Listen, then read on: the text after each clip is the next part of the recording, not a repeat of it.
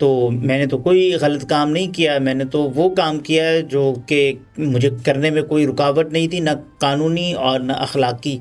लेकिन ये सूरत हाल बड़ी अजीब है कि हम इंटरव्यू हो चुका, उसके बाद देखें और शायद ये सब वजूहत थी कि डॉन न्यूज़ ने जो है प्रोग्राम भी इंटरव्यू नशर नहीं करने दी। उस इंटरव्यू में नहीं पूछा कि आप कहाँ थे, आपकी जमानत कब हुई है, लेकिन दिलशाद साहब की टाई के हवाले से भी बातें हुई या सदाकत अली बट सब।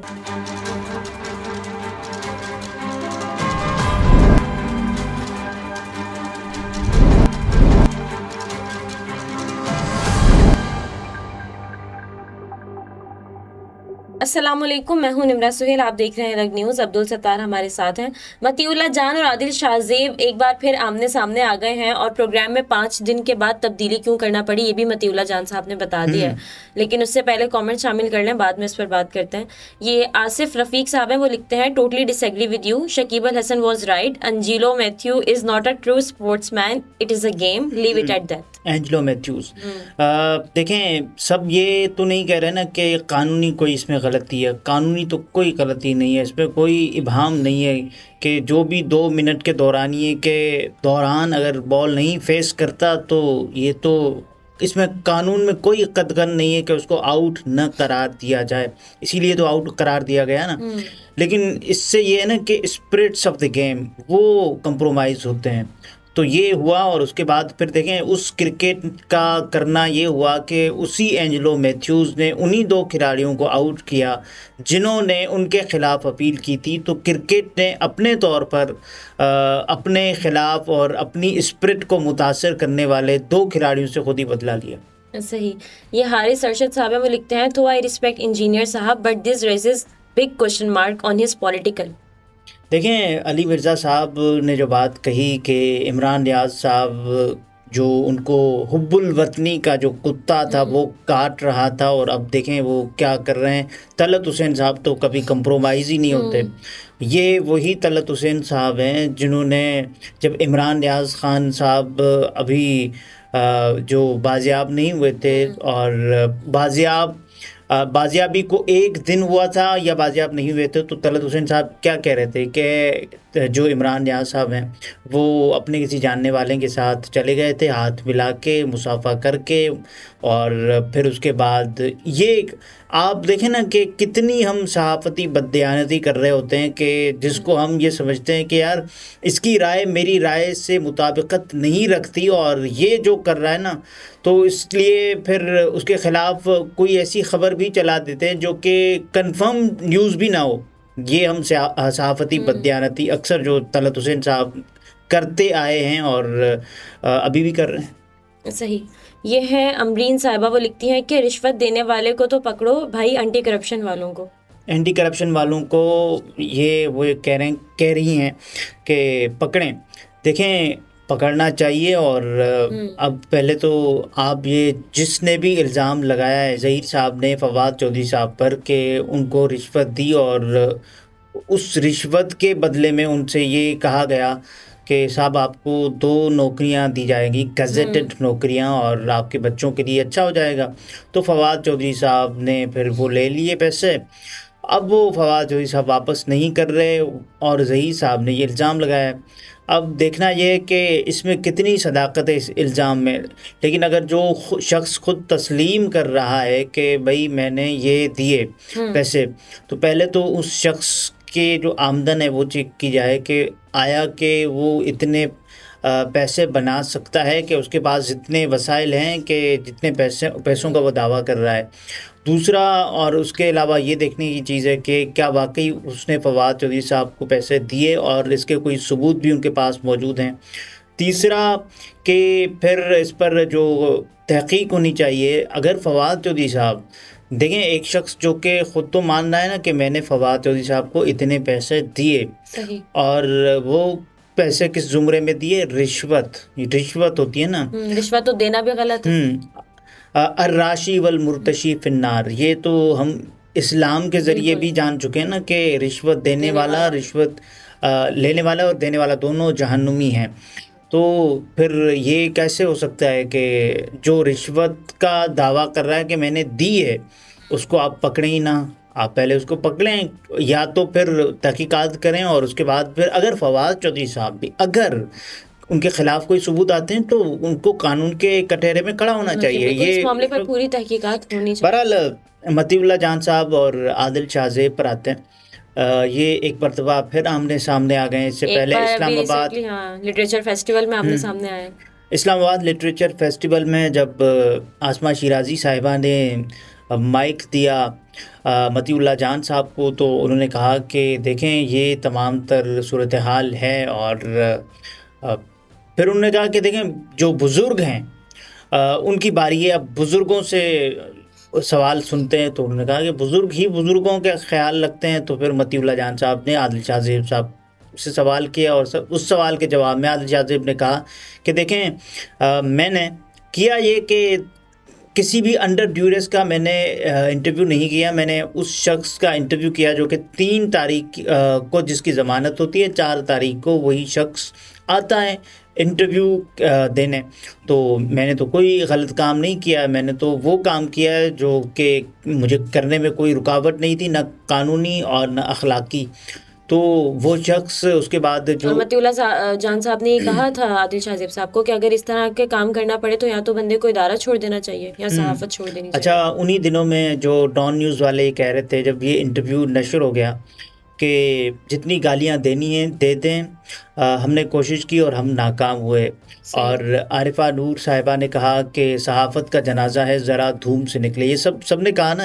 और उसके बाद फिर आदिल शाहजेब साहब को वजाहतें भी देना पड़ी मुख्तलिफ़ इंटरव्यूज़ के ज़रिए। और ये वही आदिल शाहजेब साहब हैं जो कि फिर इंटरव्यू देने गए थे तलत हुसैन साहब को। तो ये तमाम तर सिलसिला होता रहता है। मेरा ख़्याल है तलत हुसैन को नहीं भी दिया, लेकिन उन्होंने इंटरव्यू ज़रूर दिया था आदिल शाहजेब साहब ने। लेकिन ये सूरत हाल बड़ी अजीब है कि हम इंटरव्यू हो चुका, उसके बाद देखें आदिल शाहजेब के हवाले से फिर मतीउल्लाह जान साहब मुख्तलिफ़ हक़ाइक़ सामने लेकर आए। वो ये कह रहे हैं कि देखें आपने ये कहा था कि ज़मानत हो गई है, 3 तारीख को, 4 को उसका इंटरव्यू हुआ है। और उसके बाद जो 5 तारीख है उसमें फिर इस्लामाबाद हाई कोर्ट में उन्होंने कहा बिल्कुल, उन्होंने कहा कि 5 तारीख को इस्लामाबाद हाई कोर्ट ने, उनकी फैमिली ने इस्लामाबाद हाई कोर्ट में अदालत में ये बात कही कि हमें नहीं मालूम कि अब तक सदाकत अली अब्बासी कहाँ है। और अदालत ने कहा कि ये वो इदारे हैं, हाँ, वजारत दाखिला और वजारत जो भी दिफा है वो हमें इत्ला दे कि क्या उनके पास है सदाकत अली अब्बासी या नहीं है। तो मतलब तब तक जमानत नहीं हुई थी। उन्होंने कहा कि हमारे पास, हमें इसका इल्म नहीं है कि वेयर इज सदाकत अली अब्बासी। अच्छा, ये 5 तारीख की बात है, जबकि शाहजेब खान आदिल शाहजेब साहब कह रहे हैं कि 3 को उनकी जमानत हो गई थी। देखें, अगर कोई शख्स इन इदारों की तहवील में ही नहीं होता, जो कि पाकिस्तान के जो स्याह व सफ़ेद संभालने वाले इदारे मिसाल के तौर पर, तो फिर वो शख्स कहाँ से आया जिसकी जो ज़मानत तो होनी थी ना। 3 को हो चुकी थी ज़मानत और 4 को वो इंटरव्यू देने आए, और 3 को जो ज़मानत हुई है तो उस अदालत को नहीं पता 5 तारीख को कि ये शख्स कहाँ था। और वो वही इदारे जिनके पास होना चाहिए था किसी भी कस्टडी की सूरत में, वो ये कह रहे हैं कि हमारे पास तो था ही नहीं, तो फिर कैसे ये ज़मानत हुई। और शायद ये सब वजूहात कि डॉन न्यूज़ ने जो है प्रोग्राम में नशर नहीं करने दिया। इसको चलना था 5 अक्टूबर को, लेकिन फिर ये नहीं चल पाया। डॉन न्यूज़ की भी क्रेडिबिलिटी पे बात आती। तो फिर डॉन न्यूज़ ने ये फैसला किया कि साहब अब इसको देखते हैं। और उसके बाद ये जो खबरें मशहूर हुई ना कि अलग टाई, और उसमें फिर कहते हैं 10 अक्टूबर को ये इंटरव्यू नशर किया 10 अक्टूबर को ये इंटरव्यू नशर होता है।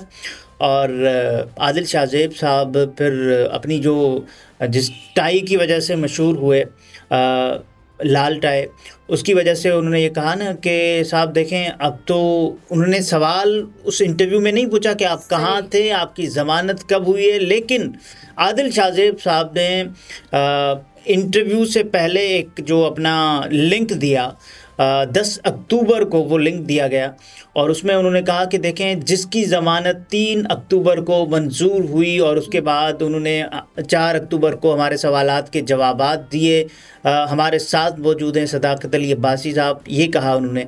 तो इसके बाद और वो 3 अक्टूबर की इस्तादे अदालत जो दहशतगर्दी की अदालत है, उस हवाले से कोई ज़मानत थी बिल्कुल। और उस ज़मानत के बारे में ये ख़बरें आई इब्तदाई तौर पर कि देखें जो इंटरव्यू है सदाकत अली अब्बासी साहब का वो रिकॉर्ड हो चुका है और अब इसके बाद होगा क्या, इसके बाद ये होगा कि जो ऑनर नहीं जाएगा ये इंटरव्यू। इब्तदाई तौर पर चैनल ने ये फैसला किया है कि सदाकत अली अब्बासी साहब ने जो शर्ट पहनी थी वो उल्टी थी, इसी वजह से ये इंटरव्यू ऑनर नहीं जाएगा। लेकिन बाद में देखा साहब की टाई के हवाले से भी बातें हुई या सदाकत अली अब्बासी साहब की देखिए टाई के बारे में तो बाद में बातें हुई ना, जब ये इंटरव्यू नशर हुआ, ये तो बातें पहले हो रही थी कि ये हो चुका है।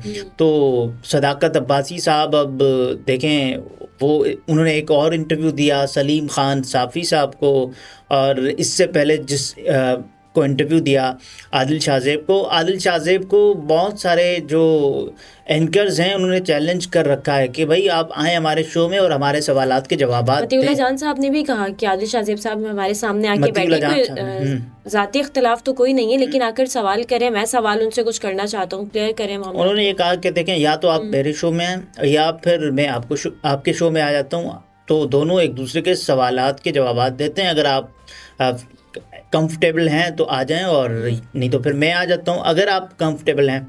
तो उन्होंने कहा अभी तक इस सवाल का कोई जवाब नहीं।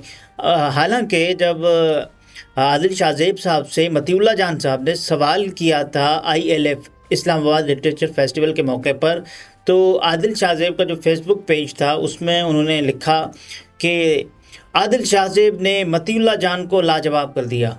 मतलब अपने पेज पर खुद के लिए लिख दिया कि भाई यार ये तो मतलब कुछ तो रोके रखे हैं, ये बाद में भी काम आ सकता है। तो ये भी उन्होंने कोई मतलब टर्न हो गया कि साहब आदिल शाहज़ेब, लेकिन ये काम लोगों का है ना, लेट द पीपल डिसाइड। जान साहब ने उस वक्त भी कहा था कि मैं सदाकत अब्बासी नहीं हूँ, मुझे अपनी बात मुकम्मल करने दें। देखें अब चैनल ने जो 5 दिन बाद इतनी बड़ी जो तब्दीली की वो ये थी ना कि एक अंडर ड्यूरेस बंदा, क्योंकि उनको पता चल गया था जो इस्लामाबाद हाई कोर्ट की जो कार्रवाई थी उसमें जो हुआ सब कुछ, और 5 अक्टूबर को उनकी फैमिली कह रही है कि हमारे पास सदाकत अली अब्बासी नहीं है, वो कहाँ है उनको नहीं मालूम। देखें और उसके बाद जो वीडियो आती है सदाकत अली अब्बासी साहब अपनी फैमिली से धाड़े मार मार कर रोते हैं, और वो वीडियो सबने देखी। और उसके बाद फिर देखें ये कितनी क्रेडिबिलिटी रह जाती है एक एंकर की, जो कि एक ऐसे शख्स का इंटरव्यू करे जो कि लापता है, जो अपने घर वालों से नहीं मिला, जिसको पता नहीं है, और वो एंकर अपनी मतलब ये तो मुबैना तौर पर सहाफ़ती बददियानती ना का आप उसका मौक़िफ़ मतलब आप सवाल करें कि आप कहाँ थे, नहीं होता ना, और कुछ भी नहीं होता। मिसाल के तौर पर फिर आपके इंटरव्यू में जो सस्पिशियस चीज़ें हो जाती हैं कि जिसमें ये होता है कि फ्लैशेस 50 के करीब और कट, ये तो अब और क्या ज़बरदस्ती वो सवालात किए जाते हैं जो आप सुनना चाहते हैं शायद, जो आप सुनना चाहते हैं, या ये वो सवालात होते हैं जो कि जिनके देखकर जवाब दिए जाते हैं, ये भी तो होता है ना। तो फिर ये इसकी कोई क्रेडिबिलिटी नहीं है। बहरहाल अब आदिल शाहज़ेब को फैसला करना है कि उन्होंने जाना है या नहीं जाना। सही। नाज़रीन, गुफ्तगू आपने मुलाहिज़ा फरमाई। अब्दुल सत्तार हमारे साथ थे। इजाज़त दीजिए, अल्लाह हाफ़िज़।